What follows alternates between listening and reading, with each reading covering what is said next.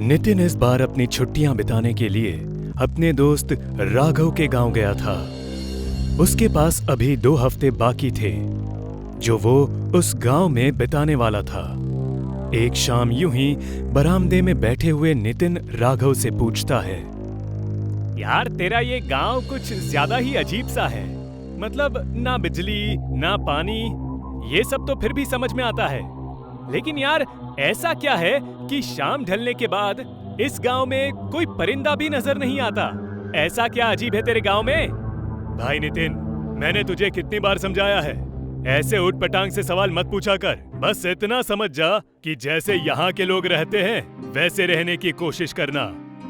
कल रात को भी मैंने तुझे फोन पर बात करते हुए छत पर जाते देखा। मैंने तुझे बोल रखा है, एक बार अंधेरा हो जाए तो फिर बेडरूम में चले जा और फिर शांति से रहना है।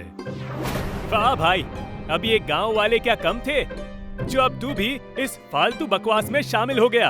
भाई ये 21वीं सदी है, तू अब तक ये भूत प्रेत में फंसा है। देख नितिन, मैंने तुझको पहले भी बोला है और अब भी बोलूंगा, अगर अपनी सलामती चाहता है तो जब तक तू गांव में है सावधान और सतर्क रह। इतना कहकर राघव अपने कमरे में चला जाता है। इधर अकेले बैठा नितिन राघव की बातों को मन ही मन सोच सोचकर हंस रहा था। ये राघव भी ना जब भी गांव आता है इसका हाव भाव ही बदल जाता है। वैसे ये सब बेवकूफ होंगे, लेकिन मैं इनकी तरह डरने वालों में से नहीं हूं। अरे जो चीज होती ही नहीं उसके चक्कर में मैं अपनी आजादी क्यों छोड़ूं? नितिन को राघव की बातों पर जरा भी यकीन नहीं था और ना उसके मन में कोई डर था। लेकिन जैसा कि एक कहावत प्रचलित है, कई बार डरना जरूरी भी होता है, क्योंकि कई दफा ये आपको मौत और भयानक तबाही से भी बचा सकता है। आज की रात नितिन का सामना भी कुछ ऐसी ही खौफनाक सच्चाई से होने वाला था, जिससे टकराने के बाद इंसान वापस नहीं लौटता। रात को खाना खाने के बाद सभी अपने अपने कमरे में सोने चले जाते हैं। धीरे धीरे रात और काली होती जा रही थी। इसी बीच नितिन को उसकी गर्लफ्रेंड का कॉल आता है। हेलो अंजलि, कैसी हो? लेकिन तभी उसके कमरे में सिग्नल वीक पड़ जाता है, जिससे वो घर से बाहर आ जाता है। उसके फोन का सिग्नल अभी भी वीक ही था, इसीलिए वो गांव के सुनसान इलाके में सिग्नल तलाशते हुए आगे बढ़ने लगता है। जैसे जैसे वो आगे बढ़ रहा था, सिग्नल स्ट्रॉन्ग हो रहा था और अब वो अच्छी तरह बात कर पा रहा था। बात करते करते एक लंबा वक्त गुजर गया। रात के करीब 12:30 बज रहे थे और नितिन भी बात करते करते बहुत दूर आ चुका था, जिसका उसे खुद भी अंदाजा नहीं था। लेकिन तभी उसे अपने पीछे तेज पायल खनकने की आवाज सुनाई पड़ती है। उसे बड़ा अजीब सा लगता है। गांव की कोई औरत, और वो भी इस वक्त? इतना सोचता हुआ वो जैसे ही पीछे पलटता है, उसके होश उड़ जाते हैं। एक जले हुए चेहरे वाली औरत, जिसके पैर उल्टे थे और आंखें काली, वो उसके करीब आती है और इसके साथ ही नितिन एकदम जोर से चिल्लाता है और वहीं फिसलकर गिर जाता है। इसके साथ ही उसके फोन की बैटरी भी जवाब दे देती है और फोन स्विच ऑफ हो जाता है। लेकिन अगले ही पल वो डरावनी औरत नितिन की नजरों के सामने से गायब हो जाती है। अब ये उसका भ्रम था, वहम था या फिर जो भी था, इससे उसे एक तेज धक्का जरूर पहुंचा था।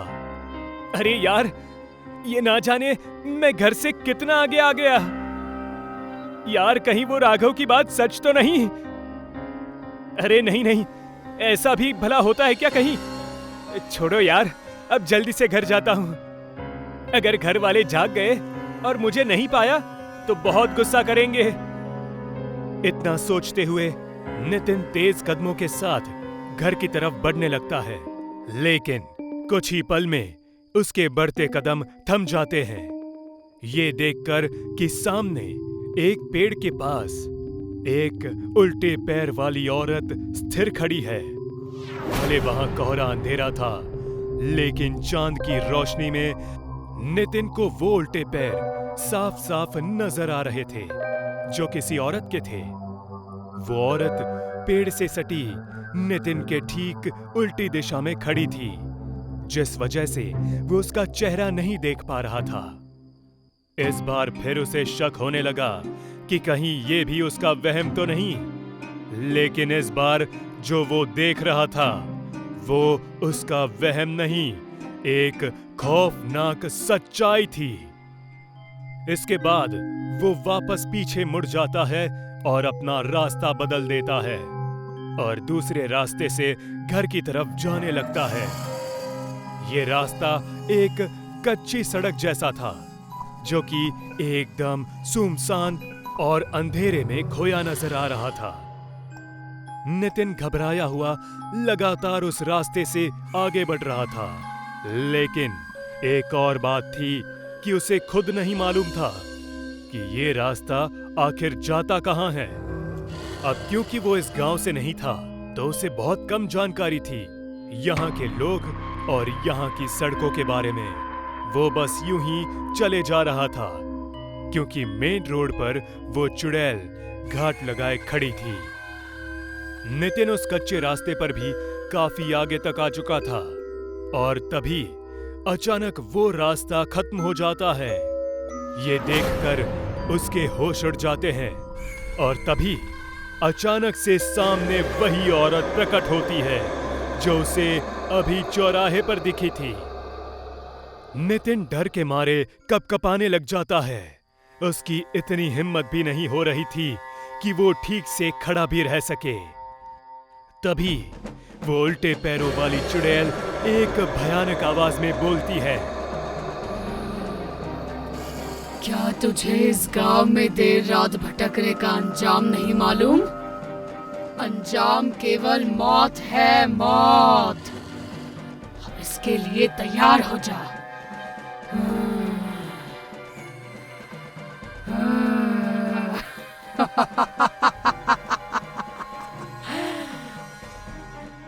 इसके बाद वो चुड़ैल नितिन के पैर पकड़कर उसे जंगल के रास्ते पर खींचने लगती है। नितिन लगातार रहम की भीख मांगता है। नहीं, अरे अरे छोड़ दो मुझे, जाने दो, मुझे नहीं मालूम था, मुझे नहीं मालूम था। ये सब चल ही रहा होता है कि तभी उसे एक और आवाज सुनाई देती है, नितिन, नितिन।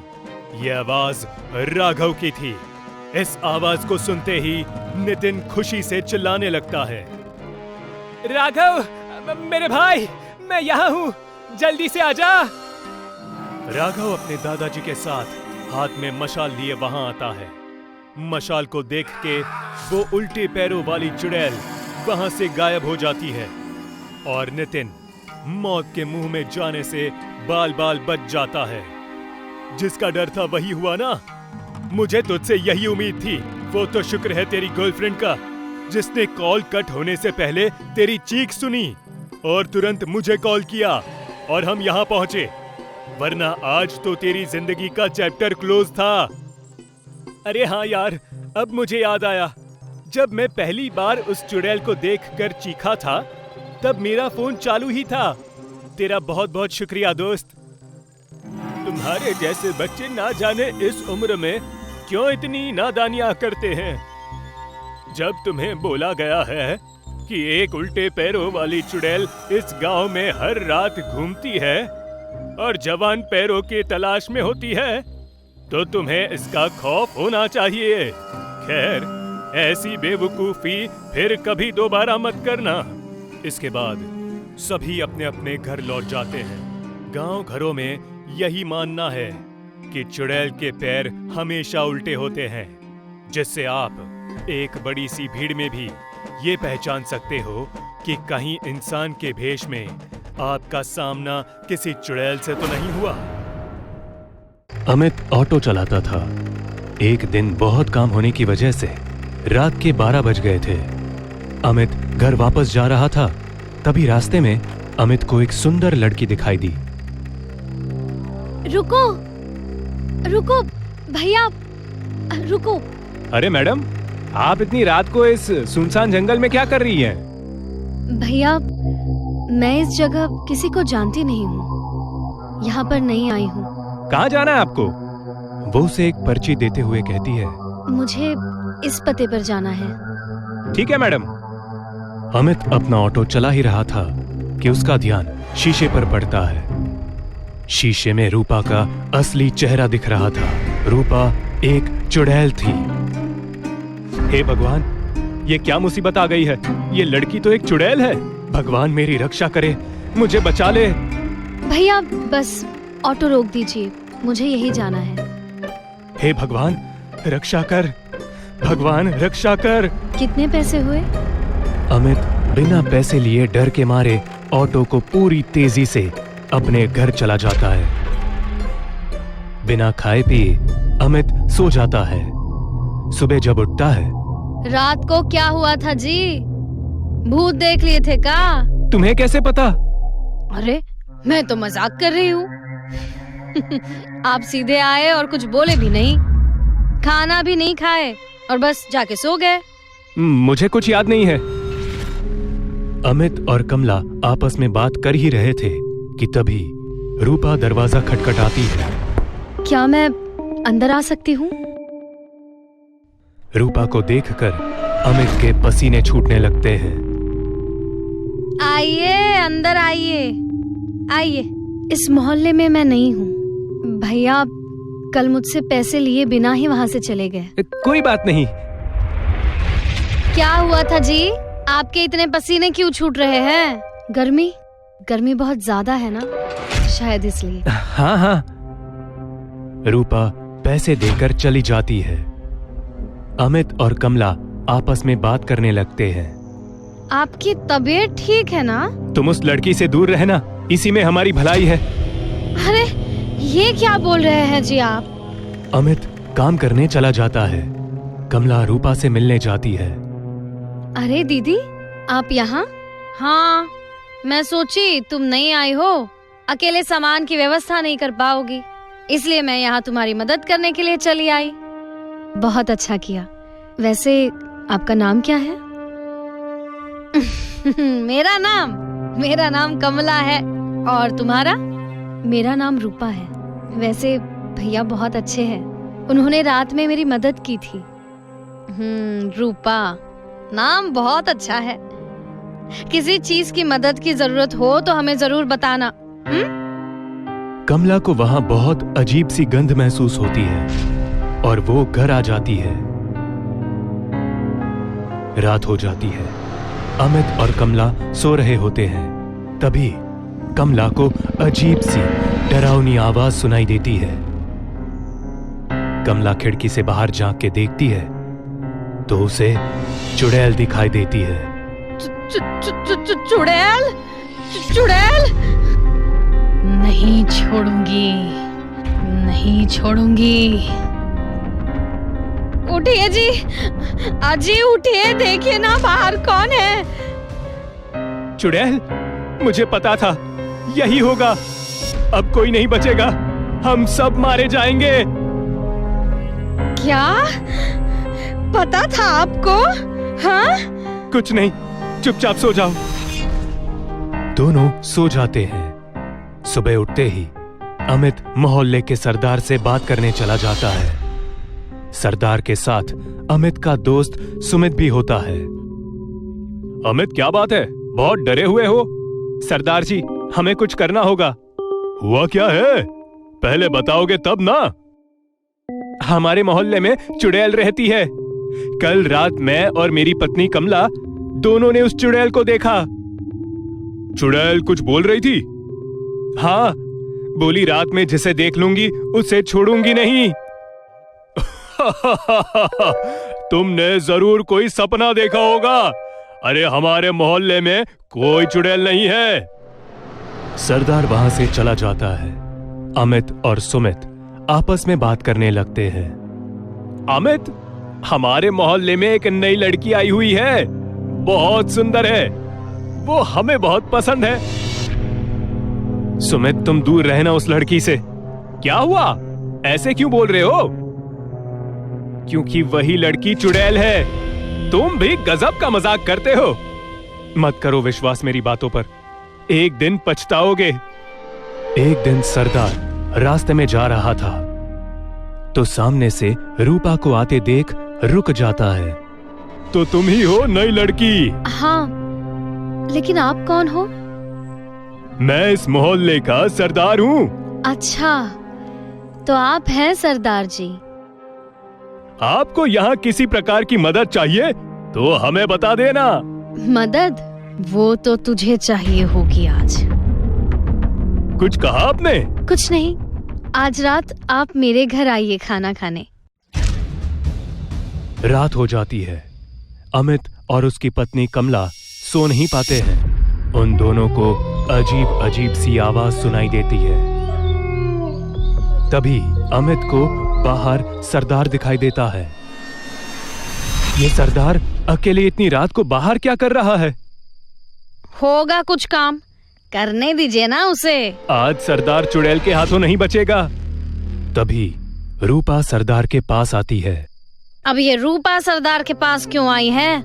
उसी वक्त रूपा चुड़ैल में बदल जाती है। हे भगवान, रूपा ही चुड़ैल है। कमला छिपकर देख रही होती है। तभी चुड़ैल सरदार का गला पकड़ के हवा में उठा देती है। तुम्हारी इतनी हिम्मत कि तुम मेरे सामने आओगे? मुझे माफ कर दो, मुझसे गलती हो गई, मुझे जाने दो। हाँ, मैं तुम्हें छोड़ दूंगी हमेशा हमेशा के लिए। चुड़ैल सरदार का खून चूस चूस के मार देती है। ये सब देख अमित और कमला बहुत डर जाते हैं। सुबह दोनों आपस में बात करने लगते हैं। अब हम लोगों का क्या होगा? ये रूपा ऐसे ही हम सबको एक एक करके मार देगी जी। अब भगवान ही बचाएगा हम सबको। हम लोग ना इस जगह को हमेशा के लिए छोड़कर चले जाते हैं। हाँ, ये ठीक रहेगा। मैं आज कुछ पैसे उधार लेकर आता हूँ। कल हम लोग इस मोहल्ले को हमेशा के लिए छोड़कर चले जाएंगे। अमित काम के लिए चला जाता है। कमला घर में अकेली होती है। तभी रूपा वहां आती है। मेरे घर में चीनी खत्म हो गई है, क्या थोड़ी सी चीनी मिलेगी? आज ये चुड़ैल मुझे मार देगी, मेरा खून पी जाएगी। दीदी, दीदी, किस सोच में पड़ गई आप? कुछ नहीं रूपा। हाँ, क्या चाहिए तुम्हें? थोड़ी चीनी चाहिए थी। हाँ, अभी लाती हूँ। हाँ, अभी लाती हूँ। कमला रूपा को चीनी दे देती है। रूपा चली जाती है। रात बहुत हो जाती है। अमित ऑटो लेकर घर जा रहा होता है। आज भी बहुत रात हो गई। उस चुड़ैल के हाथों में मैं पड़ गया तो जिंदा नहीं बचूंगा। तभी अमित को सुमित दिखाई देता है। अमित ऑटो रोक देता है। अमित कुछ बोलना चाहता है, उससे पहले अमित को रूपा दिख जाती है। हे भगवान, ये तो चुड़ैल रूपा है। आज ये मेरे दोस्त सुमित को नहीं छोड़ेगी। मैंने सुमित को मना किया था, उसने मेरी बात नहीं सुनी।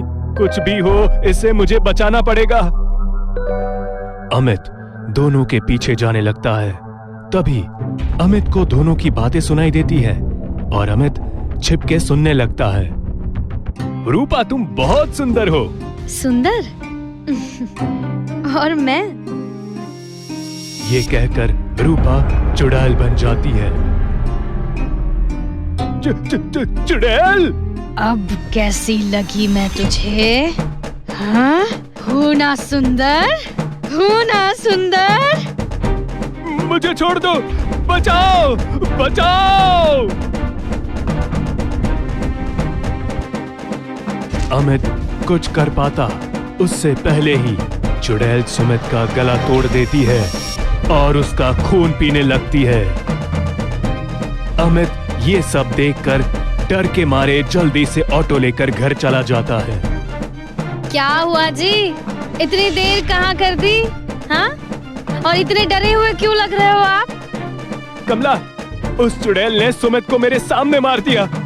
मैं वहीं था, सब देख रहा था, लेकिन कुछ नहीं कर पाया। क्या? सुमित को मार दिया चुड़ैल ने? हाँ, अब इस चुड़ैल का कुछ करना होगा, नहीं तो हम में से कोई जिंदा नहीं बचेगा। मैं एक बाबा को जानती हूँ, वो हमारी मदद जरूर करेंगे।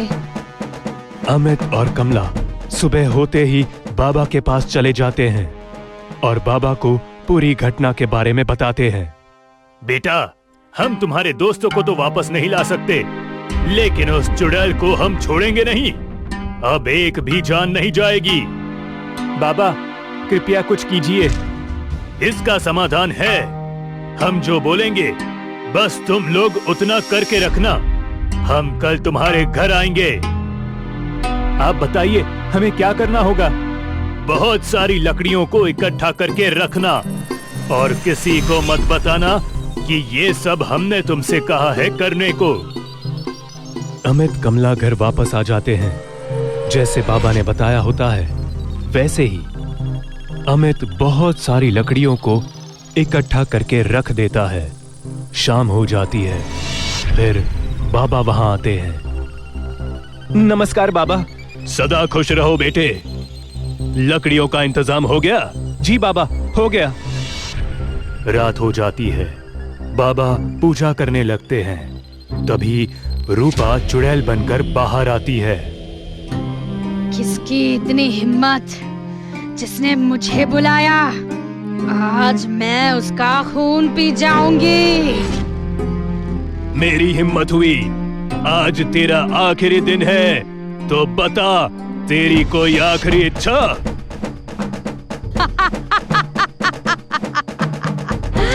हाँ, तेरा खून पीना है।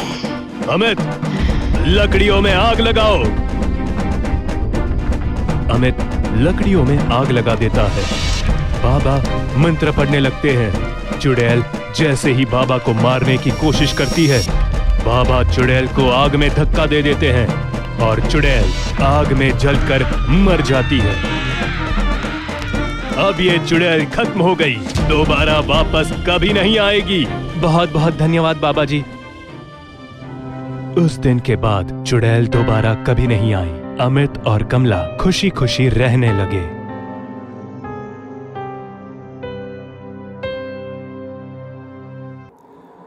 रीमा और सोम, ये दो चोर रात के समय गांव-गांव घूमकर चोरियां करते थे।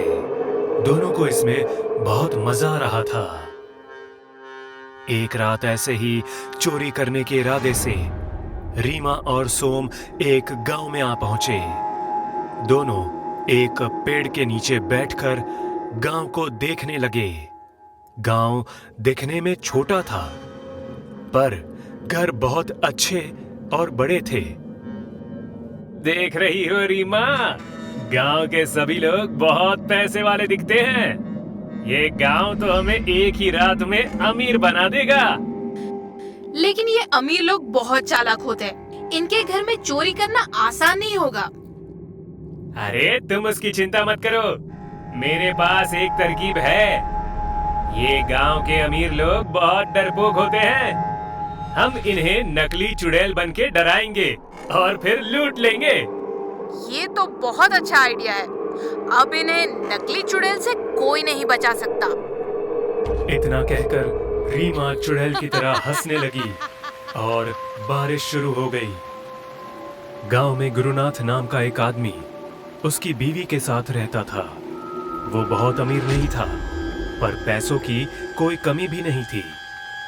उस रात वो दोनों घर में गप्पे लड़ा रहे थे। तभी घर की लाइट चली गई। अरे ये क्या? तुम यहीं रुको, मैं ऊपर देख के आता हूँ। शायद बारिश की वजह से गई होगी। गुरुनाथ वहां से चला गया। बाहर अचानक बिजली कड़की और नलिनी डर गई।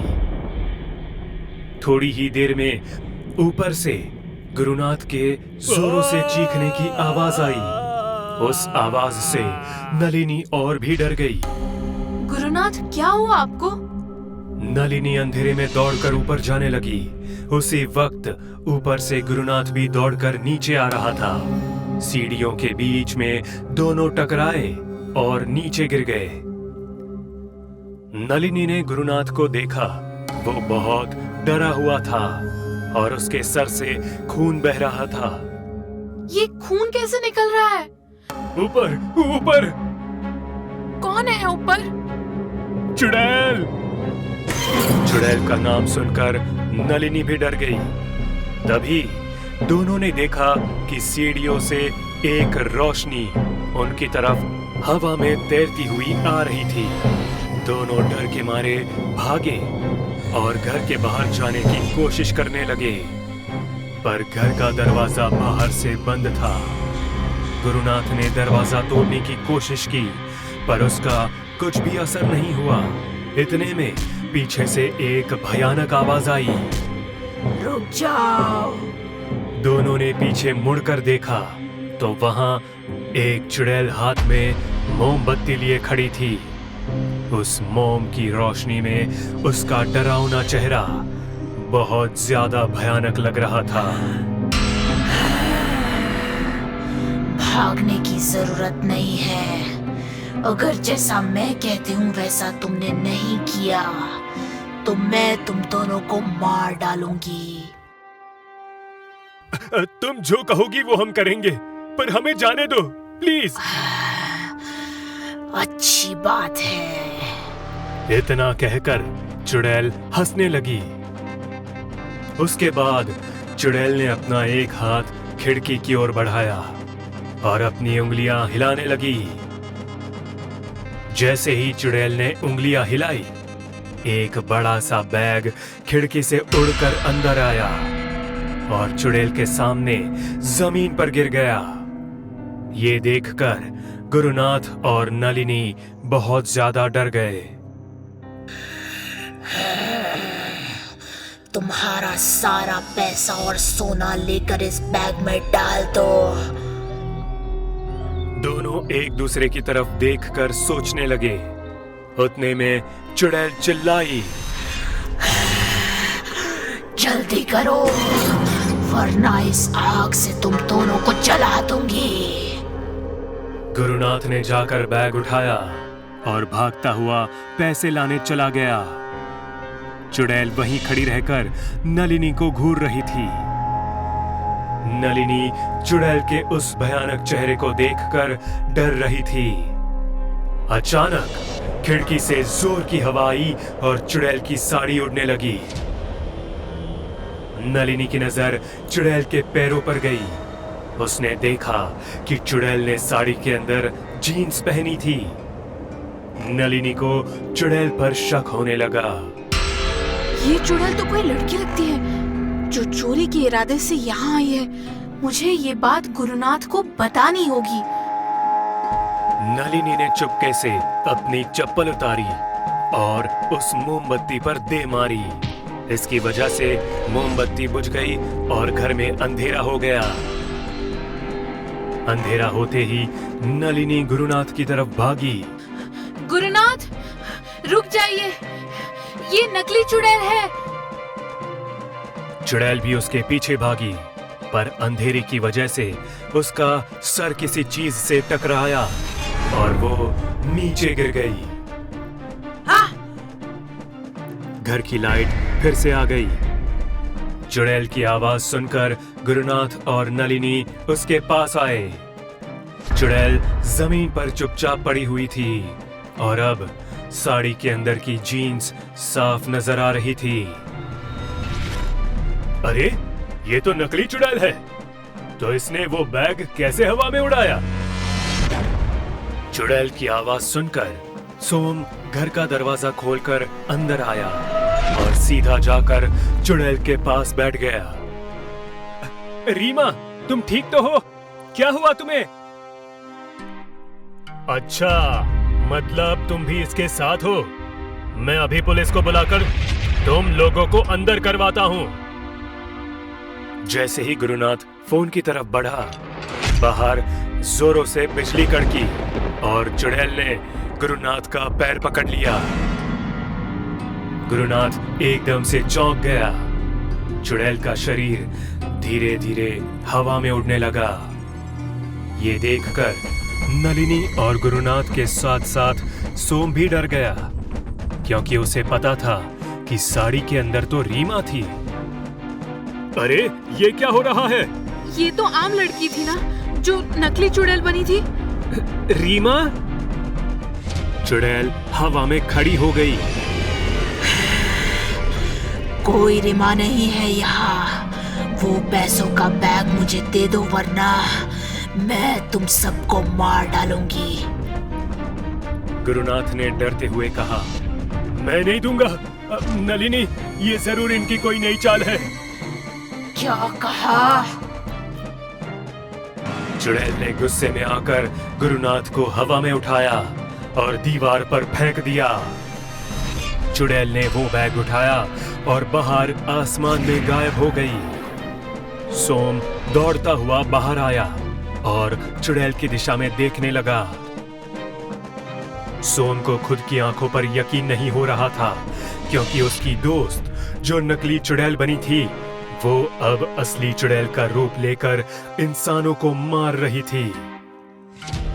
उस हादसे के बाद गांव में चुड़ैल की वजह से बहुत लोगों की मौत हुई, क्योंकि लोग उसकी जीन्स देखते और उसको नकली चुड़ैल मानकर उसे पैसे देने से इनकार कर देते थे।